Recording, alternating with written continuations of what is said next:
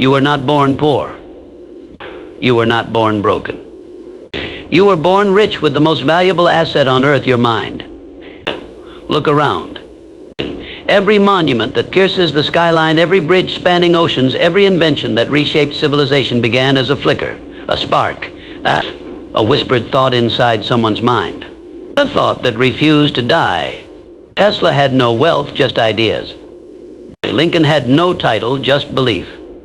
Oprah had no connections, just a decision. Lord had no blueprint, just a vision. Your ancestors survived wars, chains, deserts, and dynasties because someone believed they could.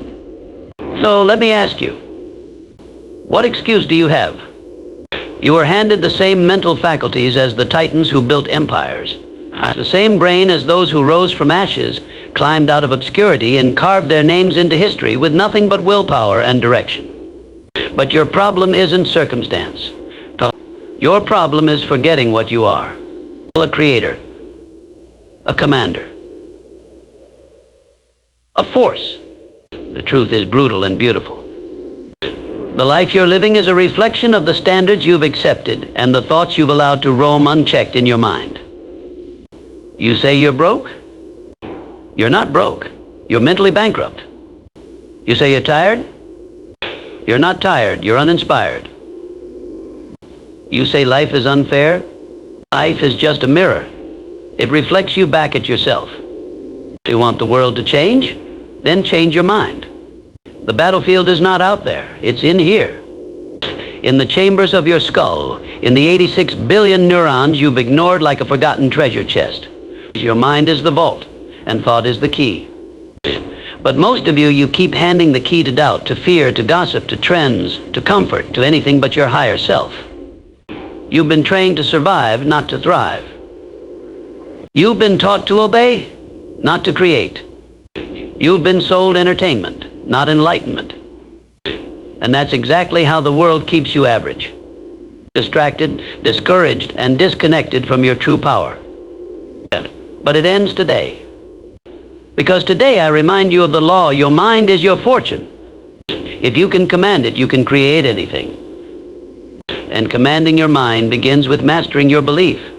Listen closely. A belief is the engine of creation, not hope, not prayer, not motivation, belief. Every skyscraper ever built first stood tall in someone's conviction. Every impossible record ever broken first shattered in someone's imagination.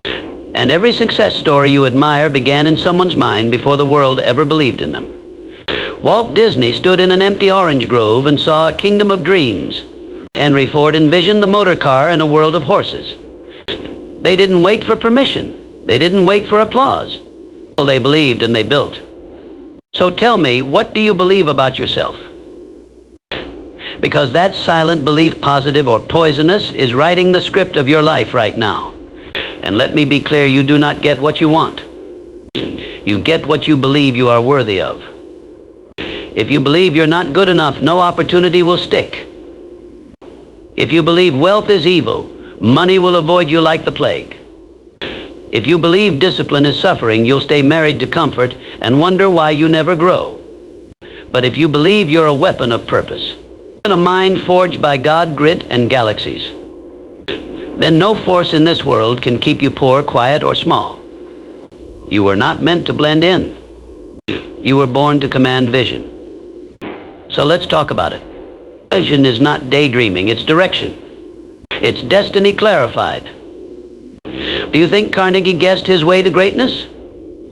Do you think Mandela stumbled into revolution? No, they saw something crystal clear. A world that did not yet exist but had to. And they aligned their life around that vision like it was law. Without vision, your life is a treadmill motion. Noise, sweat, but no progress. You wake up every morning exhausted, not because you're doing too much, but because you're doing what doesn't matter. You're chasing checks instead of chasing clarity. You're surviving today instead of building tomorrow. But when vision becomes your compass, everything changes. Your mornings feel urgent. Your distractions feel offensive. Your circle starts to shrink. and your path starts to sharpen. Because vision doesn't care about how you feel. It demands that you rise anyway. So how do you turn vision into results? Through the one virtue that separates lions from sheep: discipline. Discipline is not punishment. It is divine precision. It is the language of kings and the rhythm of champions, and the fuel behind every fortune. But discipline means doing it anyway. When you're tired, when you're doubting, when nobody is clapping. It's brushing your teeth in the dark because you said you would. It's finishing the page when your hands shake. It's silence when your emotions beg for attention. The world will tempt you with urgency. Notifications, comfort, gossip, comparison, indulgence. But discipline is the art of refusing to be average. And Muhammad Ali once said, "I hated every minute of training. But I said, don't quit. Suffer now and live the rest of your life as a champion." Understand this. Discipline is not something you turn on. It's something you become. And once it becomes your identity, success becomes inevitable.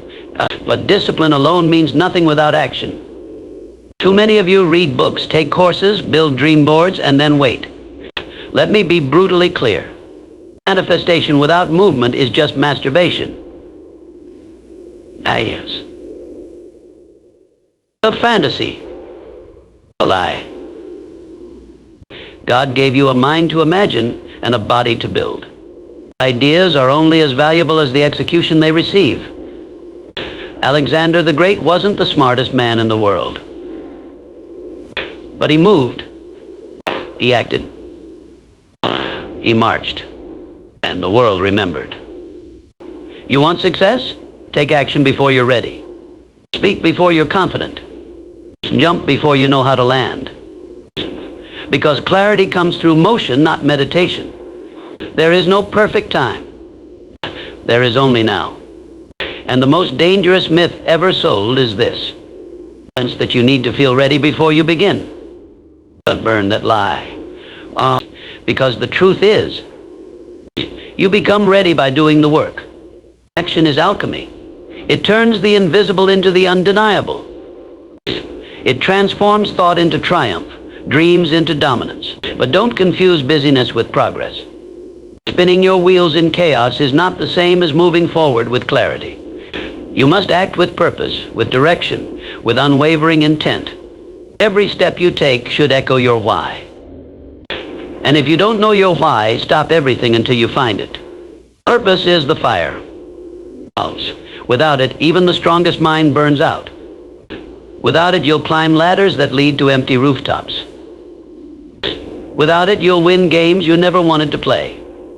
Purpose isn't something you stumble upon. It's something you decide. You assign it. You forge it. You own it. And when you move with purpose, you become untouchable. People will doubt you. Let them. People will laugh. Let them. People will call you obsessed. Be obsessed. Be obsessed. Every revolution begins with ridicule, until the results shut every mouth that tried to stop you. So guard your mind like royalty. Protect it from infection, from the disease of doubt, from the virus of average, from the parasites of small thinking. You must feed it with gratitude not once a year, but every single day.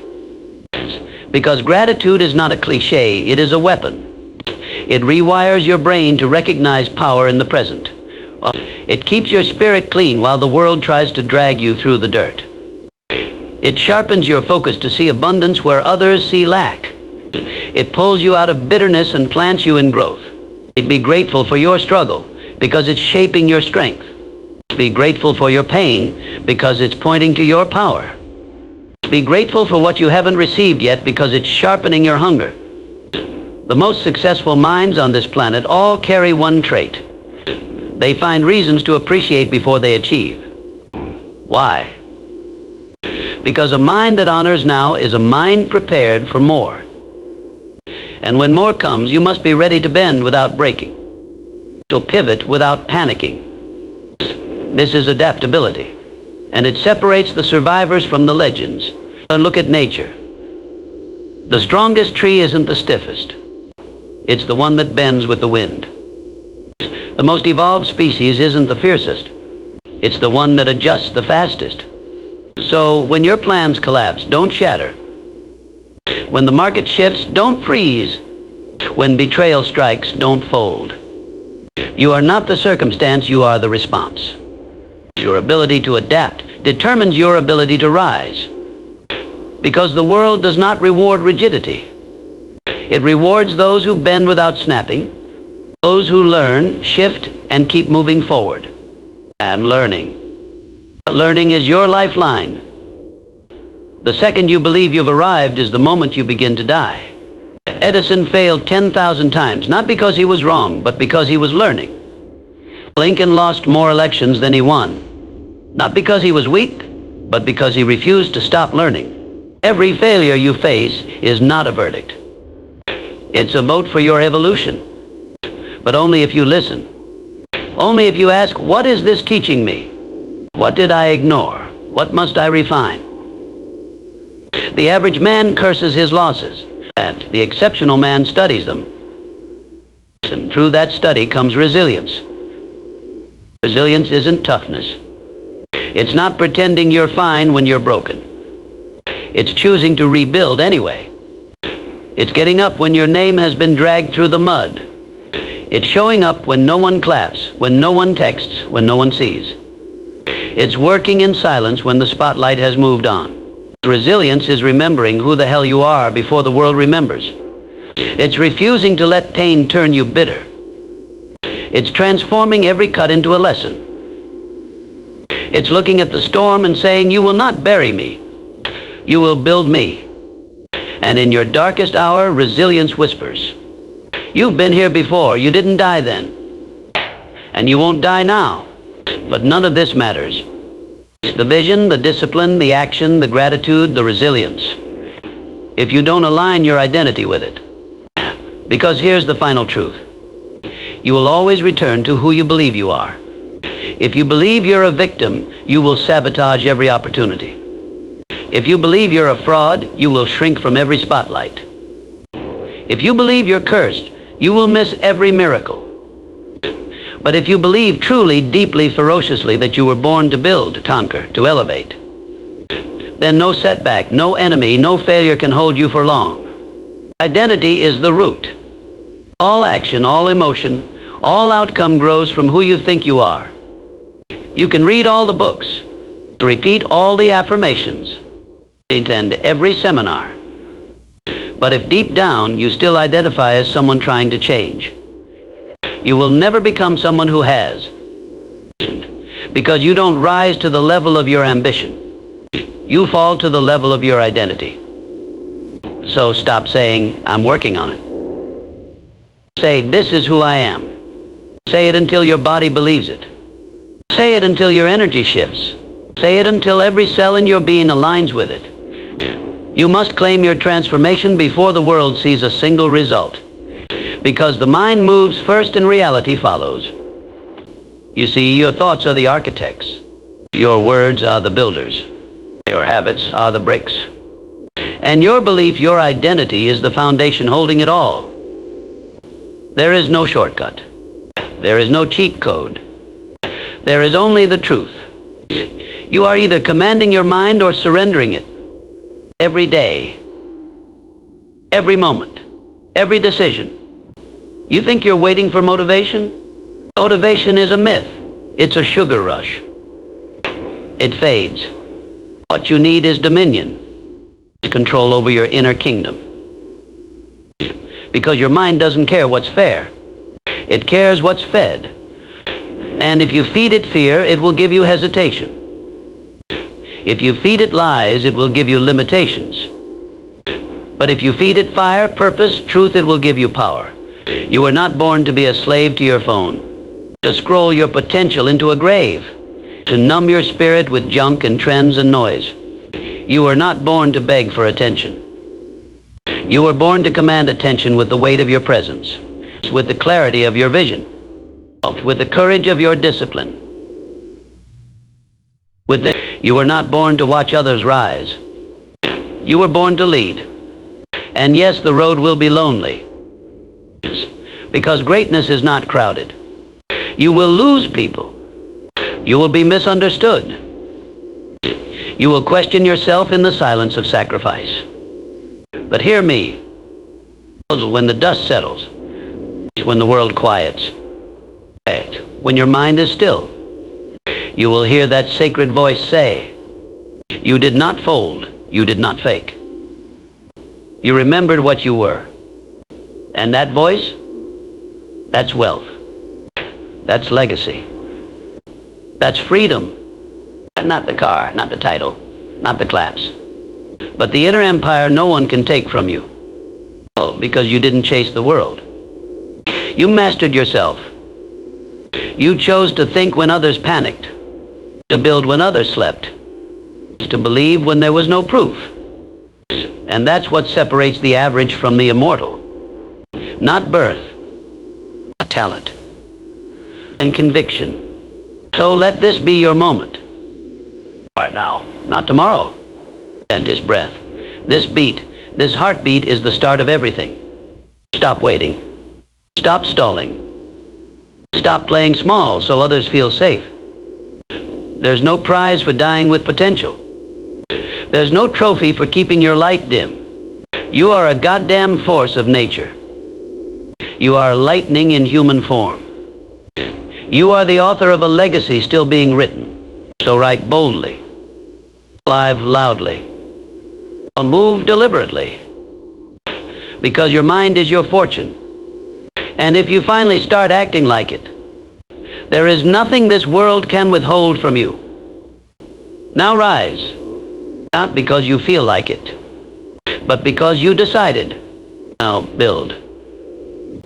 Not because you know the whole path, but because you trust your fire. Now become. Not because they said you could, but because you were born to. Your mind is your fortune. Start acting like it.